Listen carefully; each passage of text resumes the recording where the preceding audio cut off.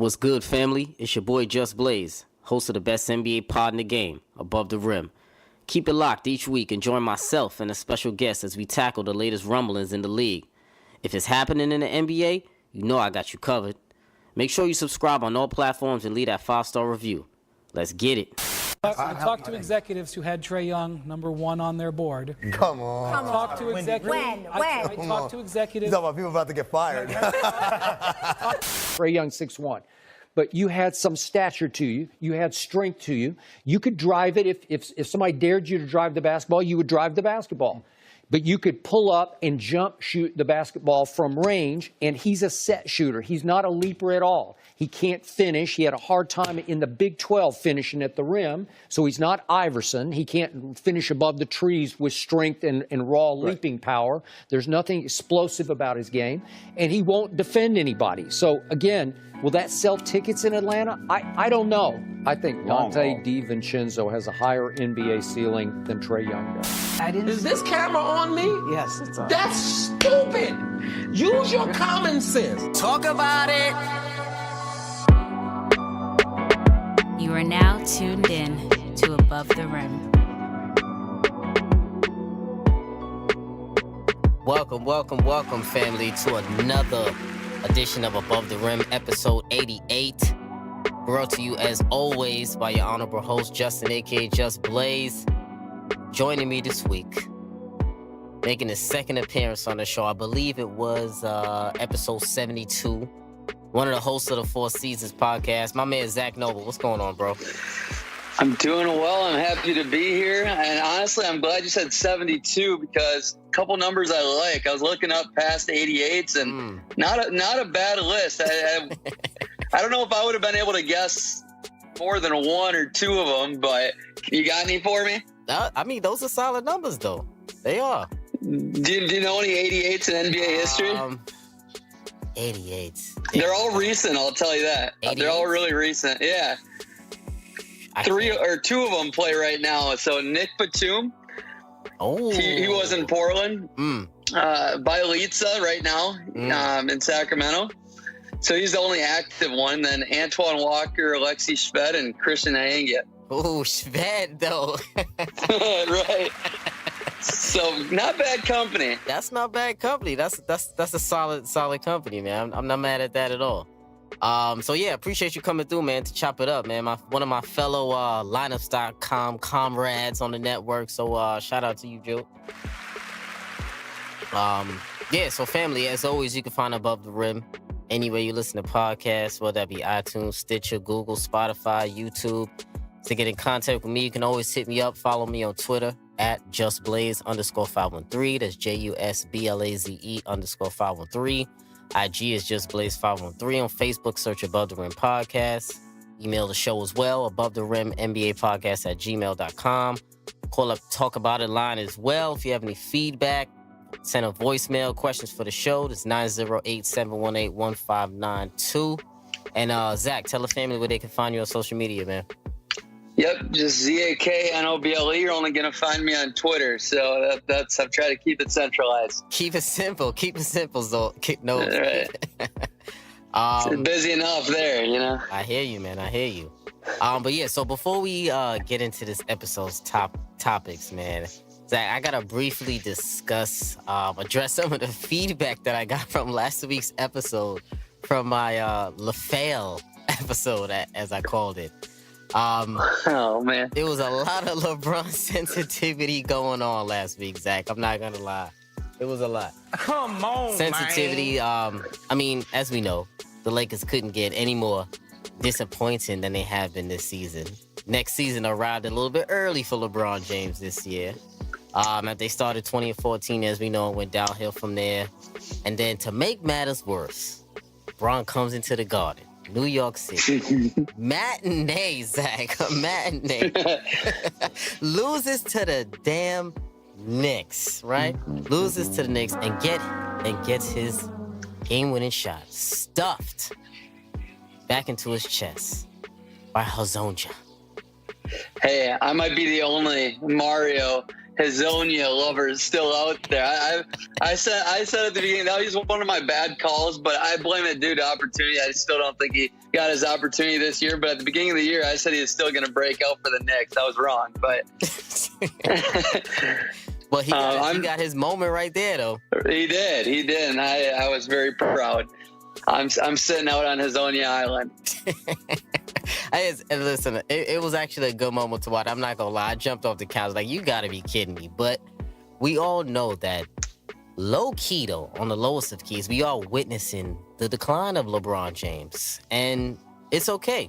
He's in his 16th year right now, Zach? I believe it's 16 or 15. I think. Yo, you got it. It's 16. 16, and it's natural for players to decline, even at the very mighty LeBron James that it is. But I just need him to show for this season. I need LeBron to show a little bit more professionalism, I felt like, and stop with his little passive aggressiveness that he's been dealing with, that he's been doing this season, that he's been doing the seasons past. But all it is just a little bit of a decline for LeBron James. But it's not really a decline because he's still averaging 27, 8, and 8. So for those godlike numbers that LeBron James normally puts up on a normal basis, this is a calm season for him, and he's still giving you damn near triple-double numbers. But LeBron has shown some signs of being human this year, Zach. A lot of signs.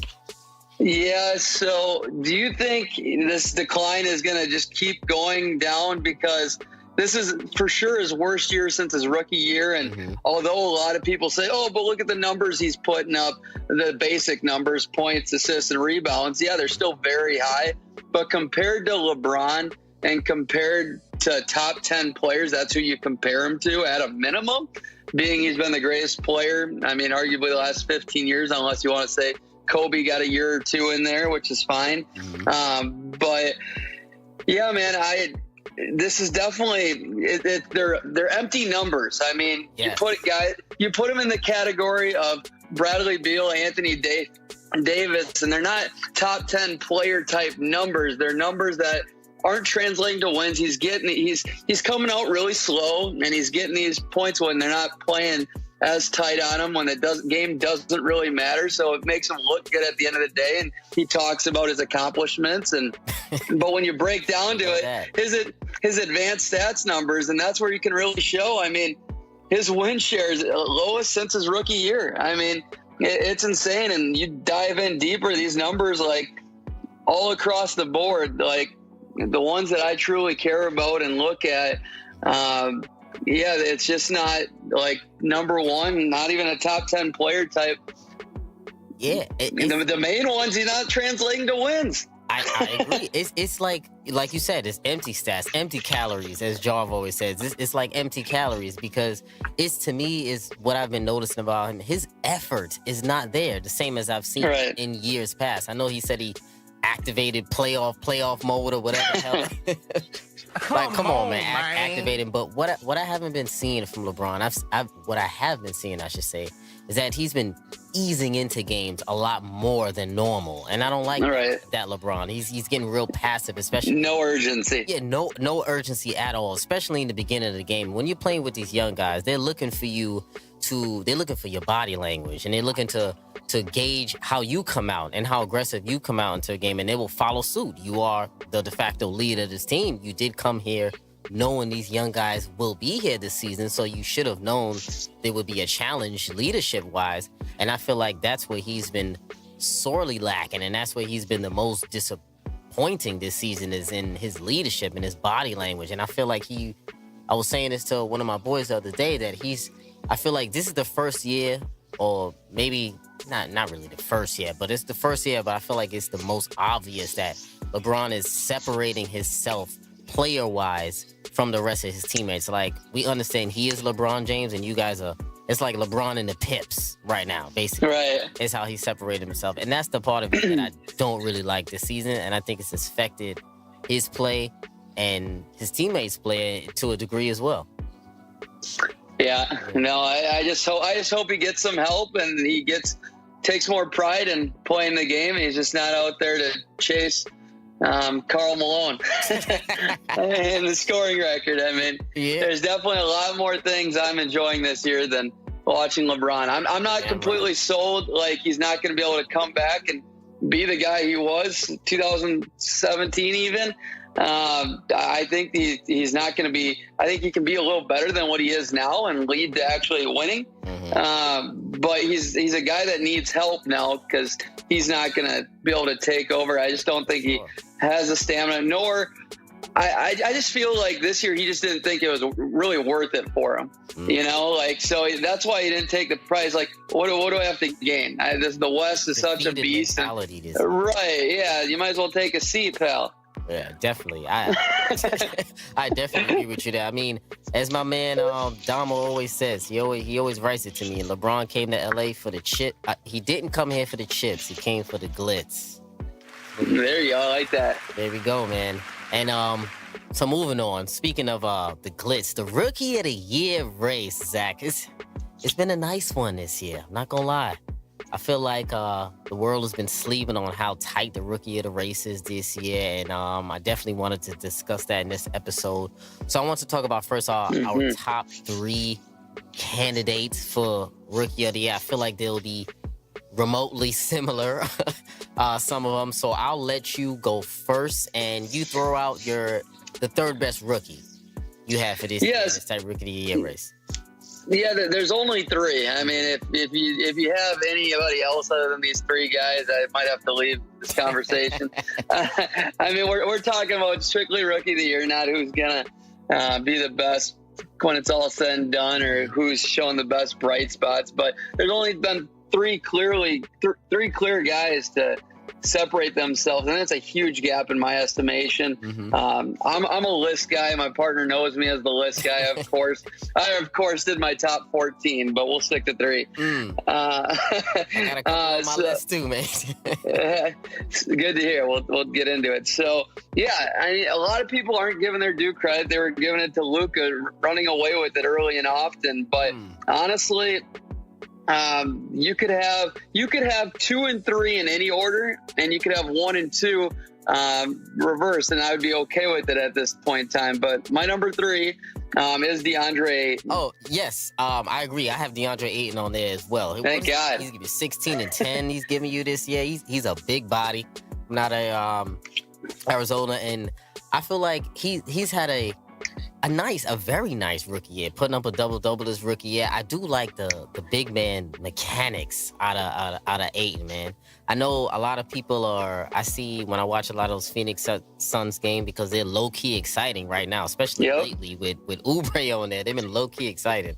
I see a couple of teams, they're like laying off of him a lot, especially like in the mid post, and they want him to basically beat them from mid range. I see a lot of teams, a strategy that they've employed so far in his rookie season, but his back to the basket game is very solid. It's polished, Zach. It really You got it. No, a lot of people aren't giving him his credit too, and honestly, I'm a firm believer. Like, no matter how bad somebody is at defense, I give them a pass their rookie year. That's why it's so impressive when guys are plus defenders their rookie year. Like, I've always been that way. Like, it takes it. Like, nobody's a great defender early on unless you're in a great system or you're a freak of nature. Like, what Jason Tatum and Donovan Mitchell did on the defensive end last year were unbelievable.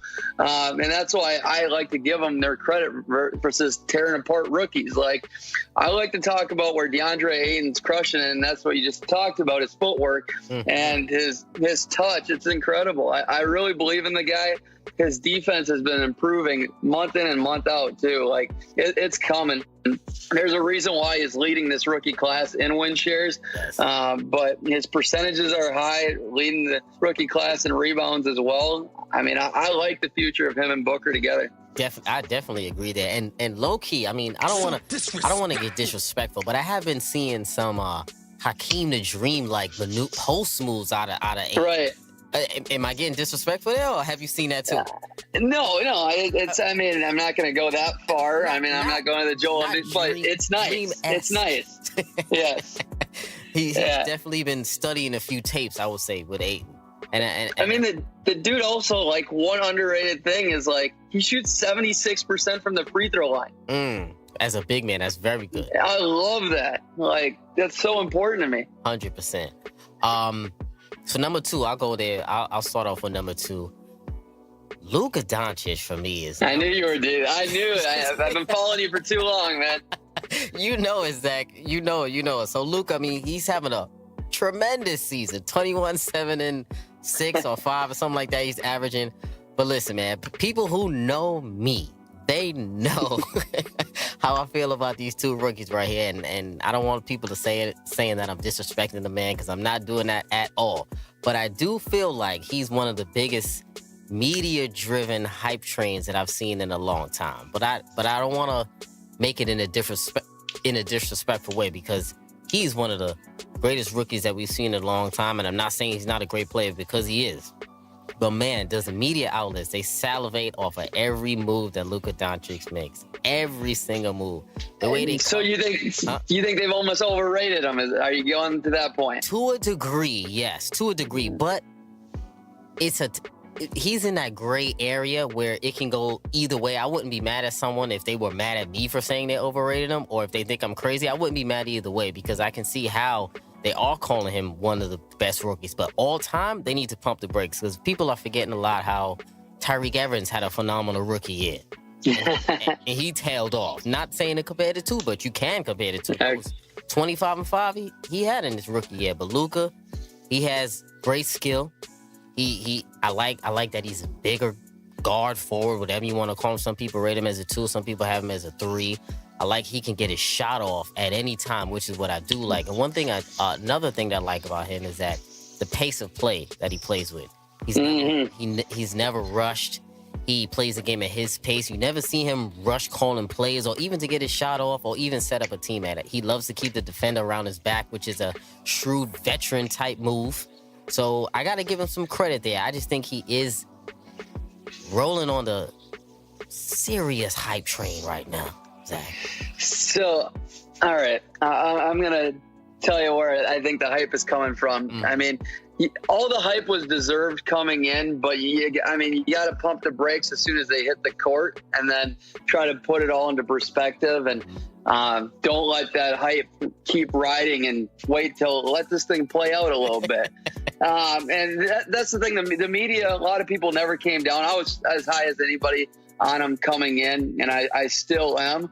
But the thing is, he started off so great, and the team was winning. They were in the playoff race for the longest time, and mostly because of him.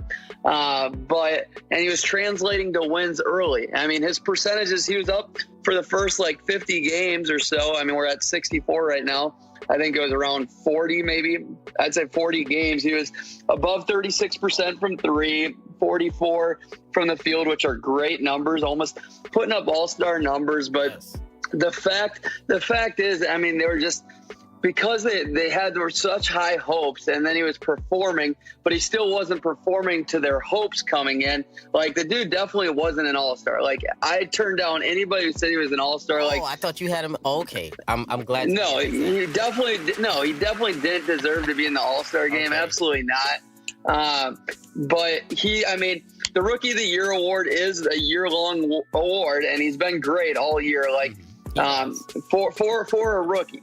But where people are getting this wrong is they're calling him great for an NBA player already, overall NBA. And that's where the hype is coming in. You got to put him in perspective with rookies, past rookies, and it's amazing what he's doing, but his percentages has tailed off, and Trae Young has worked his way in there, and Trae is leading to a lot of wins, and almost just as many wins in the last, month or so as Luka, and he's playing just as intelligently. And it's definitely tightened up. But if Trae keeps playing at the rate he is, and they win a couple more games, I would be okay with you giving Trae the award at the end of the year. But it's definitely coming down to the end. I still have Luka by a slight margin, just because of I'm a big advanced stats guy, and it's always been better. And the wins are there, and he's had big moments. But ask me again in a month, and it definitely could be a lot different. I believe in Trae, and it's going to be a hell of a rivalry for years to come. I definitely agree there. I just feel like people are covering him a little bit more like he's making the playoffs right now, because the Mavericks are in the playoff race as well. And they're calling this dude a top 15 player already. Those are the people that drive me nuts. Yes. top 15, top 20. Like, the dude isn't top 35 yet, really. Like, he's definitely probably top 50, yes, but I mean, and he's definitely on the higher up hierarchy than Trae Young, yes, because he can play 1 through 4. He's a little bit closer to a plus defender, which he isn't yet. It's no, because he has a bigger body, and he's able to take some of those blows on the defensive end. Oh, for sure. Yeah, and you know what? He has more moments right now during the season than Trae Young, but people remember the most. So, and a couple of those drilling those step back threes. You know, people love that right now with James Harden and Steph Curry. But I'm telling you, if you ask me which style is way more appealing, I mean, they're both, like, I can't choose between the two. I love them both. Like, watching them play equally the same. I mean, the difference is they let Trae just have the green light nonstop on a terrible team and shoot 15, 20 and just work his way into being Luka as well. He still averages over 20 shots a game.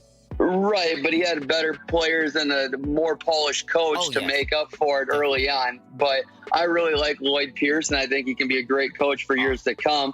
Yes. If John Collins was on the Hawks from the beginning of the year, things might have been a lot different, because John, I think John is just as good as anybody on the Mavericks, that's for sure. I love John Collins. John Collins, he's a great young player, man. I'll tell you that right now. But so we might as well go over there to Trae Young right now, because everybody knows I got my boy Ice Trae winning Rookie of the Year, who I think should win the Rookie of the Year. He's giving you 18-7 this year. 3 Yeah, please tell me why. Yeah, I need to know why. One of the only current starting point guards ever to average at least 18 and 7 assists per game is Steph Curry, John Wall, Russell Westbrook, and Chris Paul, active players. And right now he's second in the league for NBA in the total assists behind Russell Westbrook. Hawks are averaging the most points in the NBA after the All-Star break, and you know Ice Trae and John Collins is one of the main reasons why. That duo, I love that duo, that tandem. He scored, which I saw earlier today, that he scored the most points in the NBA during clutch time, which was 57 points overall, which I didn't actually know. I thought it was Luka or somebody else when I saw that today. So I thought that was a very interesting stat. Say that again? He scored the most points in the NBA during clutch time. Like on the season? Yeah, on the season. Oh, wow. Yeah. Okay, that's big time. Yeah, it is, because I remember I had a clutch episode a couple of weeks ago, and I remember it was average points per game, and I think Kemba was leading in that. Kemba and then Luka Doncic was top 3 as well. I'm still not taking him number one when it comes in the clutch, but to have the most points is a big thing. Yeah, that is a big thing, and it's probably clutch bump. They probably mean under the last 3 minutes, something like that. He's one of the first Hawks rookie with a triple double, and some of the numbers that he's putting up in these last couple of games, man. 22 and 14. He had that big game, that triple overtime game. It was 49, 16, and 8. Bunch of 36 and 10 games. 24 and 15 games, 35 and 11. And I just think I've been noticing a lot. A couple of my issues with Trae Young when he first came into the league was that I didn't like the pace that he was moving with and how he was moving as a point guard. So I've noticed in the past couple of games, especially since after the All-Star break and after the first 20 games of the season or so, he started to slow his pace down. He started to read defense a little bit more, and he's upgraded his point guard play and eliminated a lot of the turnovers that he's been doing. Because when he first got into the game, and I'm saying when he first got into the game like it's been a while, his first couple of games, he was turning the ball over at an excessive rate. He still averages a lot of turnovers right now. I believe it's over 3 or something like that. But the pressure that he puts on the defense, of course, with his perimeter shooting and his playmaking skills, is why I like Trae Young. And I like the speed that he plays with. Even though he has slowed down the pace, his dribble drives, and he's actually a great finisher, Zach. If you really look at the finishes that he's... No, I like it. Yeah, he's very underrated as a finisher. A lot of people say he was too small, he couldn't finish around the rim, around the big bodies, but he has been, and he's been taking the challenge on, and I think he's been great for a rookie, 100%. Yeah, no, they both have definitely been great for rookies. I mean, it is like, for instance, win shares, I mean, if per 48, I mean, Luka's like 1.06 and Trae's at like 0.032. But if you're going over their body of work the last 30 of games, Trae by far and away is blowing him away for the Rookie of the Year. But I mean, it's a year-long award for me, like I said. But if you add 10, 15 more games into this thing, I think Trae might have evened it out or taken the lead here. He definitely has enough time to do it. Yeah, definitely. And I think, to be honest, I think when it's all said and done, I think they're going to give it to Luka just because of that hype train I was talking about before. But, right. But I think I wouldn't be mad at a co-rookie of the year, like when Grant Hill I would love it. got it. I wouldn't be mad at that at all. I wouldn't be mad at that at all. That would be interesting. So, yeah. Are you taking Trae for their careers? Yes, 100%. I'm taking Trae. Oh, I think wow. Trae is going to be a better player within the when the totality of their career is done, the next 10 years or so, whatever you want to call it. I think he's going to be the better player, without a doubt. Okay. Do we have to move on here? Or do you want to talk a couple more rookies? No, I want to talk a couple more rookies. So what's another one of the rookies that you got your eye on right now, Zach? Yeah, so under the radar, I mean, he's been coming off the bench a lot of the time for the year, but Marvin Bagley, he's been super polished for a rookie as well. I mean, even impressive on the defensive side of the ball, averaging a little over a block a game. And I'd consider him a positive defender already. Like, the dude is just looks very polished. He plays really intelligently. 14-7 for only 24 minutes a game is really impressive. Yes. Definitely. I definitely like his game. You know, when he first came into the league, I wasn't really crazy about Bagley because I felt like his movement was a little bit robotic at times. I liked his energy he was playing with, but I didn't like his offensive repertoire because I feel like he didn't really have any. But I do feel like he's finding his way in the league, and I love how he's playing off of De'Aaron Fox and playing off the ball to Willie Cauley-Stein. They definitely have a nice, young, energetic nucleus over there in Sacramento with Buddy Hield as well. Yeah, I just don't like him and Willie Cauley-Stein together for the future. I think they need to I mean, Marvin Bagley is the future there for sure, and I love for their pieces, and that's I'm sold on Fox, Hield, Bagley, and then Bogdan, but I want Bogdan in the starting lineup, even though he's been balling, man. I'm a huge Bogdan guy. Yes. I just if he doesn't get the start there, or at least 30 minutes a game, I want him on another team starting because he can definitely be a long-time starter in this league. I hear that. I'm not mad at that at all, man. Also, another rookie that I've been watching lately that I do like is Mitchell Robinson, man, out of New York. There you go. Yeah, he's been playing very well. I do like him being under the tutelage of DeAndre Jordan, as crazy as that sounds, because I think you want him picking up those habits. I mean, come on. I like let me see. I like him as a shot blocking, rebounding big. I think he can actually grow into a much better player. His offensive game, of course, has to be a little bit polished, but I think on a team like New York in a limited role, as he has been playing, I think he can definitely excel. And if you've noticed, he's been guarding a lot of guards out there on the perimeter as well. And that's what I've been most impressed with Mitchell Robinson is his footwork for a big man, especially on the defensive end. So he's been very solid. And Alonzo Trae, ISO Zoe over there in New York as well, man. He's been playing very well. I think he's going to become a very good scorer. But I am a little nervous about him because, you know, when a player gets a little too trigger happy, Zach, he's got that ISO, and he's not afraid to show it either. A little too trigger happy, though. He got to calm down a little bit. Yeah, he's not living up to the nickname. He's ISO for sure, but not in a good way. Yeah, exactly. Another rookie you got your eye on. Yeah, so, it's crazy what Mitchell Robinson is doing in literally 18 minutes a game. He's averaging almost 2.5 blocks a game, and he's a guy, per 36 numbers are unreal. Let's play the guy. What does New York have to lose? Exactly. Let's see if he's ready to play alongside KD. Why not?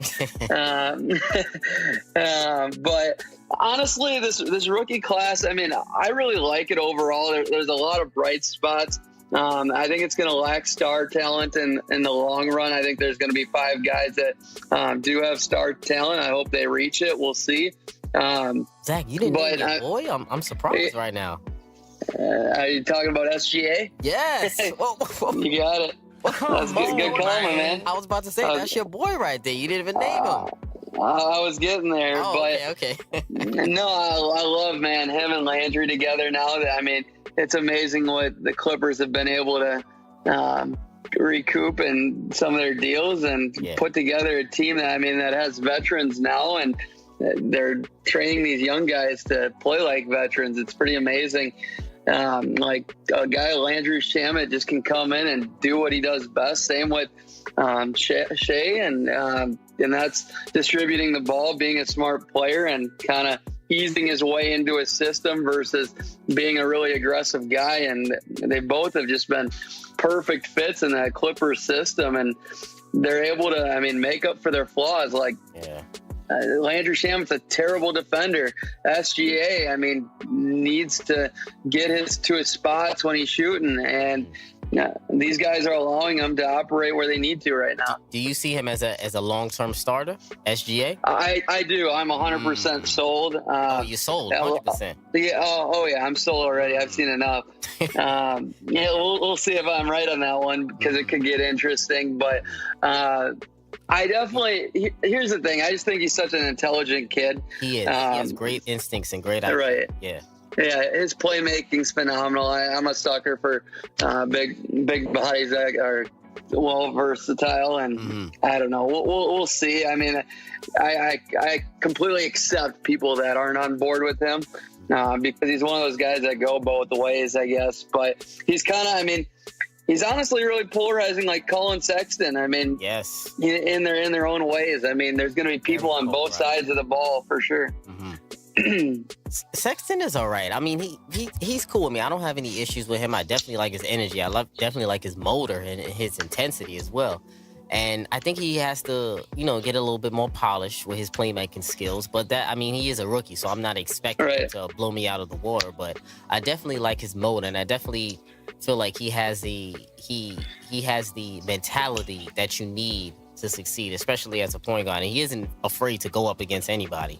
So that I do like about Sexton. But I do have to see a little bit more from him, not gonna lie. A little bit more for me to be Sexton. Dude, I gotta see a lot more with him, to be honest. Here's the thing, though. Like, as a rookie, I'm personally, I hate people that are just put these guys in the microscope and just, game after game, or looking at their statistics, seeing the negatives and win shares and the advanced stats. Like, advanced stats on rookies are cute, but it doesn't really matter to me. It is when you're talking about the best of the best, sure, and you're comparing for rookie of the year, and it comes down to certain things. And but overall, I do not care about advanced stats when it comes to rookies, and I really just want to see bright spots. If you can be great at anything, and exactly, and then you work, hopefully the next year they get a little more consistent, a little more polished. There's a process, and we're in this instant gratification world, and people just want to rush things all the time. Definitely.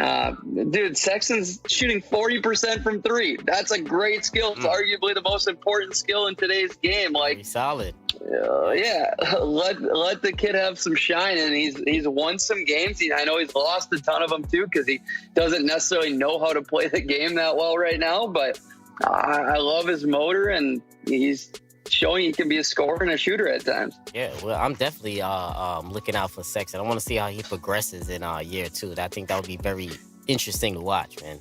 Definitely. And low-key shout out too, before we move on, Kevin Huerter out there in Atlanta. There you go. I like him, man. Young man can play. He's very good. He's a very confident shooter. He also displays an ability to put the ball on the floor as well. He can finish off the rim. He can distribute too off the dribble. He has a nice little pump fake and can drive. I definitely like him, man. He's being slept on over there in Atlanta, and I think he can be a solid starter in this league. I think he can be a solid starter, absolutely. I'm not really putting my finger on that he's going to be one, but I definitely think he could be a top 7 rotation guy for a long time. I'm sold on that. Yeah, definitely. Are you saying upgrade? I would upgrade. Okay. Fair. But for the Atlanta Hawks here right now, what I've seen from him, I definitely like what I've seen. I think he's progressed over this year, and I think if they can get someone this summer, another guard, which I think they need to, because Atlanta needs to be a viable free agent destination, and it should be on more free agents' mind the Atlanta Hawks. I think that would be a nice destination for them, but I think he would be a very solid backup. A very solid.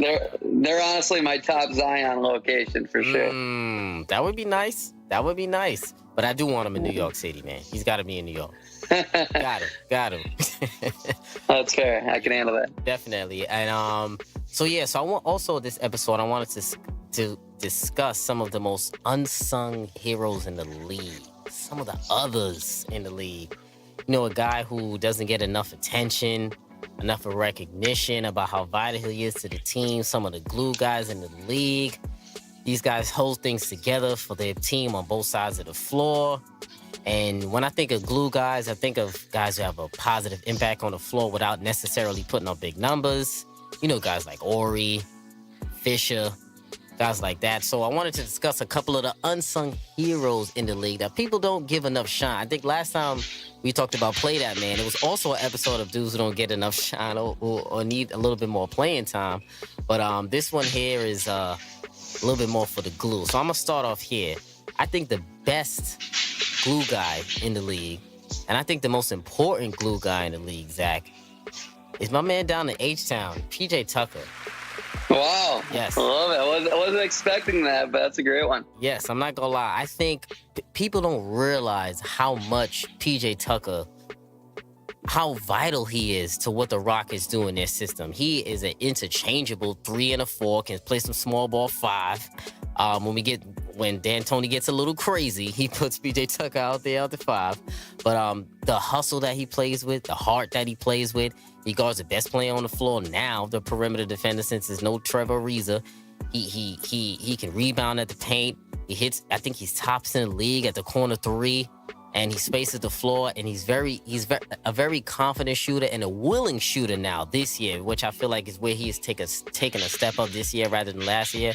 And PJ Tucker is so vital to what the Houston Rockets do on both ends of the floor. And he's an Iron Man as well. You know he's playing. Sometimes your best asset is availability, and PJ Tucker is always available to come to work. So I gotta give him some love. He's definitely, I think, probably my most important glue guy in the NBA right now. Honestly, that's a great one. I love PJ Tucker, one of the shoe gods in the league as well. Mm-hmm.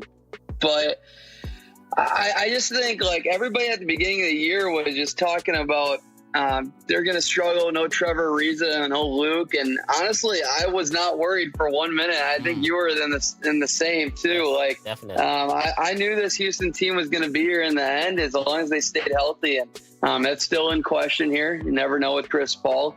But PJ Tucker, I mean, he's literally made up for both those guys. And it's amazing. And I hate when he plays the 5, but he can do it. He can do it. I hate it when he puts him at the 5, man. I hate it too. I do. Yeah. Couple guys I came up with, I guess. There's 4 big guys in the league. And when I think of guys that go under the radar, because that's what you gave me a little heads up on, guys that are flying under the radar that are important impact guys in their team. I think the big guys in this league, especially the guys on winning teams like Al Horford, Nurkic, Drummond, and Steven Adams. I think every single one of those guys, like, they're not the main star on their team. They're not flashy, but Horford's arguably the most important player in the Celtics. Nurkic, I mean, their growth is only dependent on him, and he's grown tremendously this year. We'll see. Yeah, I'm a big Denver guy. You got it, yeah. Mm-hmm. Jokic isn't on here because Jokic is far and away the best player there, but like Drummond and Adams, like, people don't talk about them enough, and if they raise their ceiling so much, I mean, they're X factor guys in my estimation. Steven Adams has taken a huge step up this year from last year, especially how he's playing, and he's become basically, can we consider him the 3rd option or the 4th option on OKC right now? No, I definitely consider. I mean, I don't know. You could go Dennis. You could go Dennis. Yeah, exactly. You could go option wise, but he's for sure the 3rd best player. Yes, and 3rd most important player. Right. Yeah, 100%. Steven Adams definitely doesn't get enough love for what he does in the paint for OKC. Definitely, I agree. And Also, man, another glue guy that I feel like a lot of people have slept on, another unsung hero in the league, is Malcolm Brogdon, man. I know he. I have him on my list. Oh, there we go. I know he's hurt right now, man, and it bummed me out, man. With the I think, what was it, plantar fasciitis he had in his foot? I think it was. Yeah, no, that sounds right. Yeah, so yeah, man, that really killed me, man, because he's been having a great season, man. He's giving you 15 a night, 50, 40, 90 right now, and he's not great at any one thing, and he's definitely he's like one of those a jack of all trades kind of dude, basically. And I think the Bucks are really gonna miss his perimeter defense. I think they're gonna miss his overall offensive consistency. I feel like other than Giannis, he's one of the few dudes who you can count on to get a bucket for you. I mean, I know Middleton can get a bucket as well, but there are at times where Middleton can be shut down if you do have a elite perimeter defender on the other side at times. But I think Malcolm Brogdon is basically the X factor for the Milwaukee Bucks. There's a game where he could get you 20. There's a game where he could get you 12, but it's an impactful 12 and 7.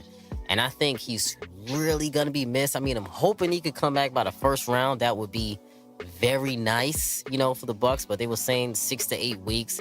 And I think he's really, to me, impressed me this year. Yeah, I mean, I was heartbroken when he went down because he's so important to that team. And that team has just been so great this year and rolling. And I want them to have success, so Giannis eventually stays in Milwaukee. It needs to happen. Mm-hmm. But yeah, he's the perfect fit with them. And we had a Bucks guy on our show last week, and he straight up said Malcolm Brogdon's the second most important player on that team. I'm not mad at that. I could agree. No, it's because, I mean, he is the second best defender on that team. His defense is incredible, and he just fits. I mean, he does all the things. Man.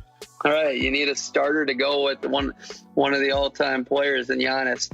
A couple other I want to mention, and call me crazy, but like these guys still fly under the radar because their teams are deep and loaded, and they've been past all-stars. I mean, Jimmy Butler still is an all-star, but I think Jimmy Butler is the glue guy that keeps that team together, honestly, and been super clutch for him. The playmaking has been a very underrated fit there. I like it a lot more than a lot of people. It's taken time to adjust, but I think in the long run, and especially in the playoffs, it's going to really pay off because he's going to get it done for him. Yeah. So I do like that. So I was talking to a couple of people about Philly and thinking about if they are the classic case of a less is more kind of approach. And a couple of guys that I've had on there call them also pretenders as well about getting to conference finals. Are you sold on this Philly roster? Honestly, man, I'm not sold on any of these four teams because it's so equal to me. I think it's literally a toss-up. I'm still sticking with my Celtics pick from the preseason. I haven't wavered away from them. I just think they're gonna come together. They're like, I've been headstrong on them all year and haven't wavered. Honestly, there's been no reason for me to. I mean, even though how great the Bucks have been, but Toronto's injuries, I mean, up and down, and I never know. I think they're a beatable team. And Milwaukee, definitely beatable, right? Sure. And Milwaukee's young, and they haven't been out of the first round, so especially with this injury here, I mean, there's a lot of question marks for all four of the teams, but it's going to be a race to remember for sure. There is, but I hope is Boston still in the 5th place right now, or they're in 4th? I just took it down. I'm pretty sure they're in 4th. I hope, as long as they can stay in 4th and get out of the 4-5 matchup with Philadelphia 76ers, because that would be a terrible matchup for both teams, honestly. They have to figure out a way for Indiana to drop down, which I believe they did. I believe they would. No, I got it here. They're in 5th. They're a game behind Indiana. If they win tonight, half a game. Well, that's not bad, because I know the Celtics, I can trust the Celtics actually to go into Indiana and get a road win. Yeah, I mean, I don't know anybody's going to be picking Indiana in that. Exactly. Exactly. As long as they don't play Philly in the first round, I think Boston definitely has a chance. But I'm not going to lie. I when I think about Philly, I do like their roster. They're top heavy. That to me is my issue with them, is that they're top heavy. I'm not crazy about their depth, and I'm not crazy about Brett Brown's coaching. Even though he is a solid coach, I just feel like he doesn't open up the offensive game plan for the Philadelphia 76ers. I see too many dribble drives, too many J.J. Redick dribble drives over and over and over with Joel Embiid dribble handoffs, and I need him to open up the playbook a little bit. Something a little bit more complex, not the offense being as predictable as I feel like they are right now. You're right, and I mean, Joel still doesn't get enough touches down low, and I mean, he's definitely, it's shown, I mean, in the stats and just watching him out there, like, you got to give the guy the ball. He's unstoppable, and it's just the plus minus with him on the court and him touching the ball is unstoppable. You can turn Jimmy Butler into a spot up shooter. You really can. I mean, he's a great hockey assist guy too, and can he accept that? I think he has. I'm not sure if he's going to stick around. I think he seems happy. We'll see if they win in the playoffs. That's what it's going to come down to. But yeah, it's going to be really interesting to see how this plays out. I'm not worried about their top heavy because I think when they come together and they play hard, I think they're really tough to beat. I would definitely. I still definitely think they're the second best starting five in the league. It's tough, man, because I don't know what other teams are going to bring. I mean, it's all going to depend on matchups and health when I make my pick in the playoffs. That's for sure. Yeah, definitely. I definitely agree with that. I'm telling you, man, this is going to be one of the best Eastern Conference playoffs that we've had. Definitely in a few years. Definitely, I feel like in the past 5 years. I feel like. Yeah, I'm excited. Definitely excited for both conferences for sure. Yeah, but before we move on really quick, I want to give some love also to Jeremy Grant. I also feel like he's a very integral piece of the Oklahoma City Thunder as well. And also Justice Winslow on Miami. I've been watching him a lot, and I feel like he's definitely taken a leap forward this year, and they've been putting him out in different positions. He's been playing some point guard, playing some two, playing some three. And I really think he's been pretty solid for the Miami Heat this season. Hey, I still think Justice Winslow is going to turn into an all-star. Yeah. Oh, I definitely can agree with that. We'll see, man. That definitely would be nice, man. And so yeah, family. So now it's time. Yeah, you gonna say something, Zach? I was gonna say the Heat deserve it. Yes, they need an all-star right now.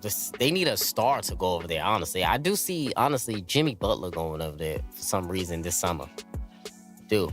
Yeah, I like that. I mean, there's been a lot of smoke there in the past. I think they want him a lot, but I just don't like the fit with Winslow, Richardson, and him. But I mean, decent. I mean, if you can move Winslow, if he can turn him into a combo guard, they've been playing him as some point guard. Oh, I'm set at Winslow being a point guard for the long run. 100%. Yeah, I mean, I like it. Get Dragic out of there. Yeah, Dragic got to go. He's got to go, definitely. For sure. So, yeah, family, so now it's time for the crossover segment. Not a game. We talking about practice. Yeah, so I'll be throwing out player comparisons from different eras. My man Zach asks his GM, and he tells me who he would take out of the two in their prime if he was building a team. I got some good ones here for you, dog. First up, are you taking a prime Tracy McGrady, T-Mac, or a prime Reggie Miller? Let me give you the career stats. T-Mac, 19 points per game, 5 rebounds, 4 assists, 1 steal, 43% from the floor, 7-time All-Star, 2-time All-NBA first team, 2-time scoring champ, most improved of the year award. Reggie, 18 points per game, 3 rebounds, 3 assists, 1 steal, 47% from the floor, and a 5-time All-Star. Zach, you building a squad, you taking prime Reggie or T-Mac? Who you got? Man, that's tough. I honestly think Reggie had a little more help in his day, honestly. He could be who he was because he had the great defenders around him. I'm definitely taking T-Mac and not even blinking twice. Tell me why.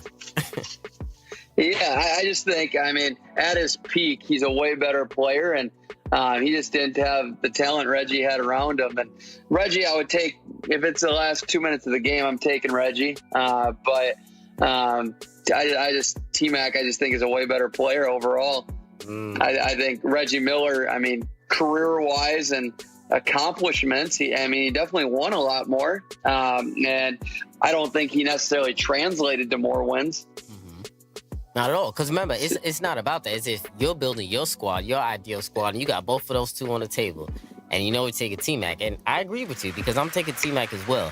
But I feel like it's a lot closer than, I guess. Well, I don't know if people would swing, if the pendulum would be over to T-Mac. I don't know, because a lot of people would value what Reggie Miller brings to the table a little bit more than T-Mac. Because Reggie, when he's on the floor, you literally have to game plan for him a lot different than the way you would game plan from a T-Mac.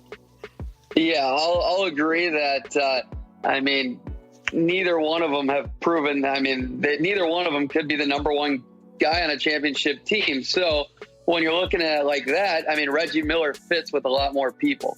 So that, I think Reggie Miller, would be absolutely perfect in today's game. And depending, say, if you had like the best player in the NBA, LeBron in his prime, who I want next to him, I'm taking Reggie Miller. But if I don't know who's on my team, I'm going T-Mac. I hear you. Yeah, I'm going T-Mac as well, man. But when I first thought about it, though, I was leaning toward Reggie for me personally, because I felt like the way I want to build my team, I would like my two guard to be a knockdown shooter rather than an isolation volume kind of scorer that the way T-Mac was. Because if I'm building my team, I might have certain instances, and it might be easier to plug in Reggie into any roster rather than T-Mac. So that's also another way of thinking about it there when comparing the two.